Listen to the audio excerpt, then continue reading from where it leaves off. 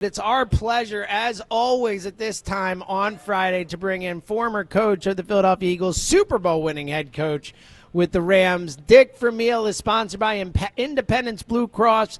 The region's strongest network of doctors and hospitals means you can choose where, when, and how you get the care you need. Independence Blue Cross. Learn more at ibx.com. Coach, how you doing this morning? I'm doing fine, thank you. Yep. Sorry, Joe DeCamera, for the second time this week, decided not to show up for work. So that is why you're hearing my voice instead of Joe. Coach, look, it's been a tough week around here. I mean, you know as well as anyone what it's like around here after a game like that on Monday night. It feels for a lot of fans like the offense is broken. Nothing's going to work right. That this team that they see is the team they'll see for the rest of the year.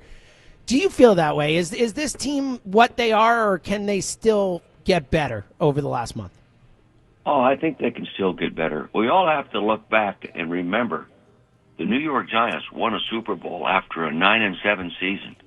Okay? Yeah. You never know what's going to happen when a group of people get healthier and get a little more motivated, and coach should finish honing what they're doing with the ball and against it and with it. So, yeah, they're definitely a playoff football team, and if they're going to play a lot better this week because the Raiders will allow them to if we go ahead and play up to our ability. Yeah, that's a good point. So where is Jalen's confidence right now? That game last week is, I think, the worst I've ever seen him play. How do you start to bring that back up when it looks as bad as it did last week, Coach? Well, select a lesser defense to play against will help. Nobody, including me, really. You want to give the Chargers any credit for being a great defensive football team.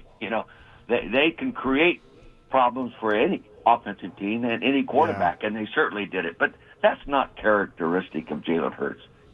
For a long time, he had thrown one interception the entire year. So, and I don't think I ever coached a quarterback that didn't one day throw 4 interceptions. One time I researched that, and I went back and I found there was the game that Dan Marino threw 5 in. Hell, he's in the Hall of Fame. It does happen, and you know that. Yeah. You're listening to 94 WIP HD1 Philadelphia, broadcasting through the Tasty Cake Studios from the beautiful Borgata. Coach, we talked a lot last week about the changes that were occurring in the way the team was coached. People were saying that Nick Sirianni was sitting in more with the offense and trying to put more of his influence on things. Based on what you know of, just coaching period, how tough is it to change the offense at this point of the season? You got a month left, and he's trying to improve it. There's a lot of room for improvement, but how much can you really do when you got just so little time to work with, Coach? Well, I don't think you change a lot. What you might do is emphasize more something that's been a little more successful that you haven't used as much as maybe you should have. Even in the broadcast last week or Monday night, they were talking about how much more effective the offense appeared to be with Jalen under center and our running back in the tailback position. They made those comments. So I think our coaching staff knows everything that's going on, but I don't think they have to change. They might have to reemphasize certain things. That's all. Sure. Hey, Coach, so why does it feel like the defenses we're facing are winning against our offense? Well, we aren't as good as we were last year. Our offensive line has been banged up almost the entire year. And, yes, some of those guys are playing. Our left guard's playing, our center's playing.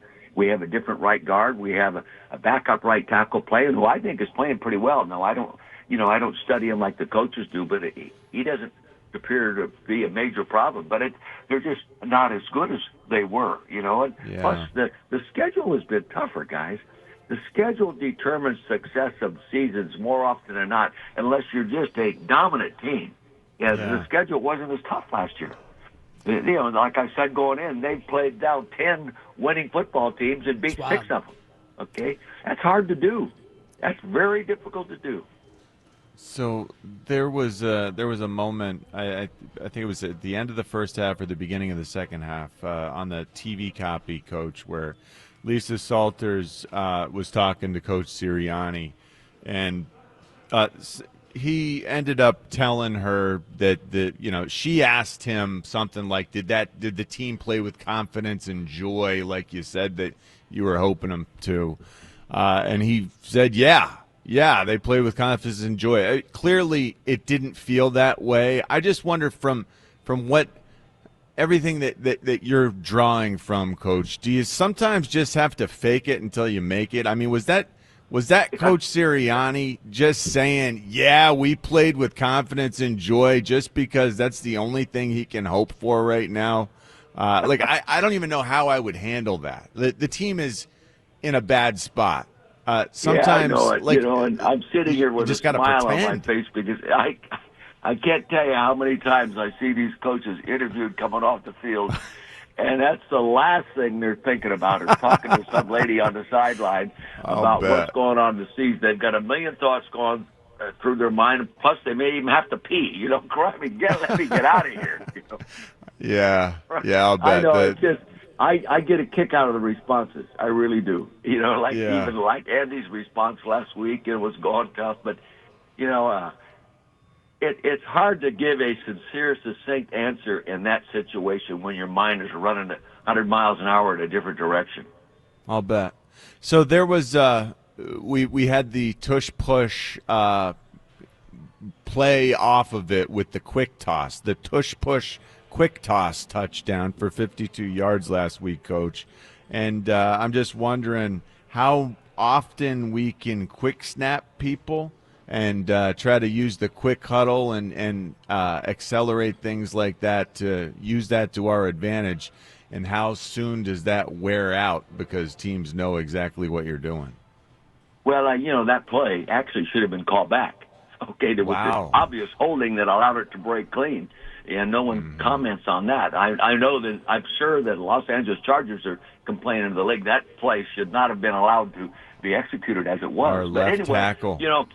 I'm a big-time believer in quick counts, okay, on any play, yeah, because if you study the offenses now and watch them come up to the line of scrimmage and watch the defenses, half the time the defensive linemen are on one knee as the quarterback under center. So with Coach. In the old days, we used to quick count probably 20% of the time. To mix it up. They don't know what you're going to do that. This Eagles team is always going on 0 or 1. It's like, of course they know when they're going. Yeah. Well, anyway, I think you can vary the cadence. I evaluated a lot when I was a head coach, and it was amazing the success ratio was higher on a quick count than it was on a normal cadence count because you catch them off balance. Sometimes the secondary is still trying to hide what they're really going to do, and the ball snapped. Now they've got to run and do what they were going to do later than they wanted to. All those kind of things. Defensive people are talking to each other, pointing out what the formation is, bang, the ball snap. The Denver Broncos used to be great at that, really good at it. It would drive us crazy. But I think it helps any offense. But today, I don't know. I very seldom ever see an offense go on a quick count.